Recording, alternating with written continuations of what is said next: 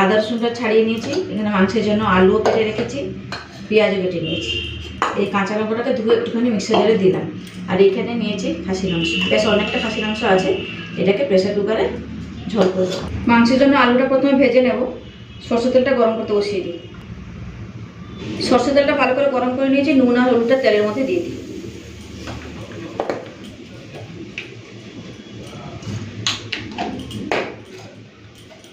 এরপরে আলুগুলো দিয়ে দিচ্ছি।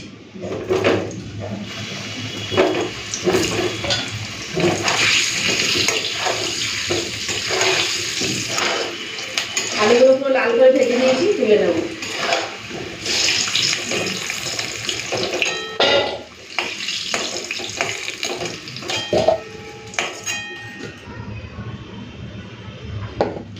ওই তেলের মধ্যে চিনি দিয়ে দিচ্ছি একটুখানি, রঙটা ভালো আসবে।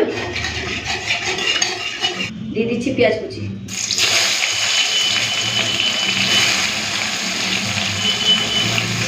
পেঁয়াজটা ভাজার সময় নুন দিয়ে দিচ্ছি আর দিয়ে দিচ্ছি তেজপাতা। পেঁয়াজটাকে প্রথমে লাল করে ভেজে নিই, তারপরে আদা রসুন কাঁচা লঙ্কা বাটাটা দেবো। পেঁয়াজটাকে লাল করে ভেজে নিয়েছি, প্রায় 5 মিনিট সময় লেগেছে আমার এই পেঁয়াজ ভাজার জন্য। চলুন তখন আমি আদা রসুন কাঁচা লঙ্কা বাটাটা দিয়ে দিই। পেঁয়াজটা বেশ লাল করে ভেজে নিয়েছি।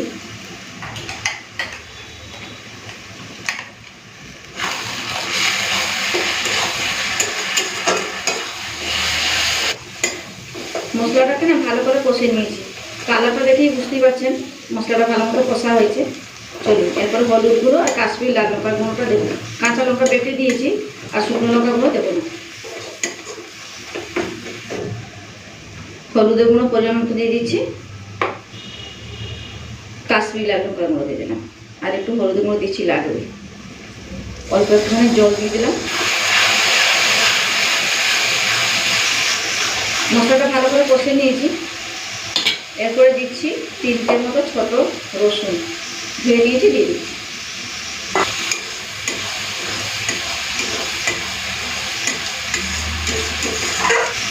মশলাটা ভালো করে কষে নিয়েছি, মাংসগুলো দিয়ে দেবো।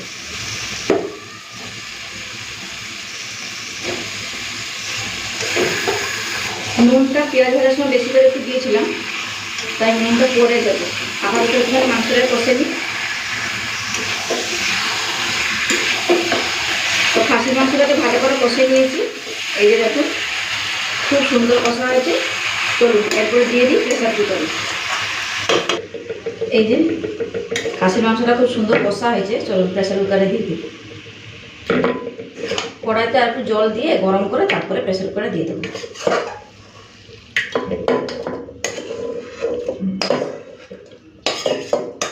জলটা গরম করে নিয়েছি, ঢেলে দিই। একটুখানি মিশিয়ে নিচ্ছি। এরপর নুনটা টেস্ট করবো। নুনটা তো দেওয়া হয়নি। এখন দিয়ে দিচ্ছি নুনটা।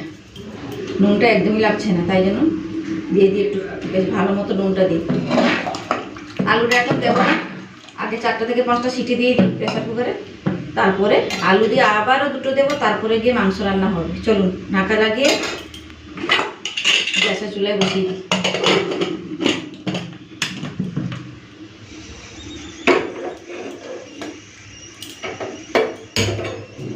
গ্যাস বসিয়ে দিয়েছি, 5টা সিটি দিই, তারপরে আবার খুলে ঢাকা খুলে আলুটা দেবো।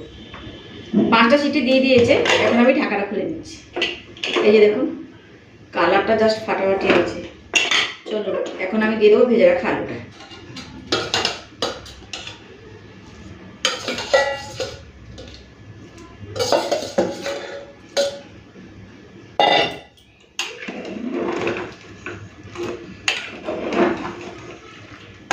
তো ভালো করে একটুখানি মিশিয়ে নিলাম। আর একবার নুনটা টেস্ট করবো, নুন যদি লাগে তাহলে দিয়ে দেবো।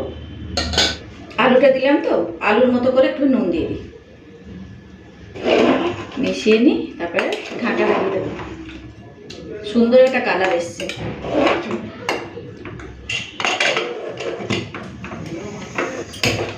তো 2 থেকে 3টে সিটি দিলেই গ্যাসটা অফ করে দেবো। তো প্রেসার কুকারে মাংস রান্না হয়ে গেছে, ঢাকাটা খুলে নিই।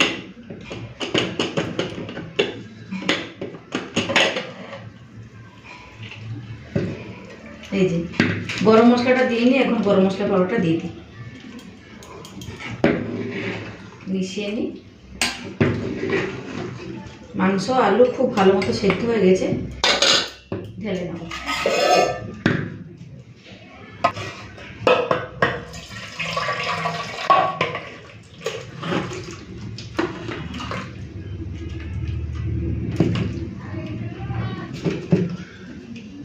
তো এই যে বন্ধু, মাংসের কালারটা দেখুন, জাস্ট ফাটাফাটি হয়েছে। এই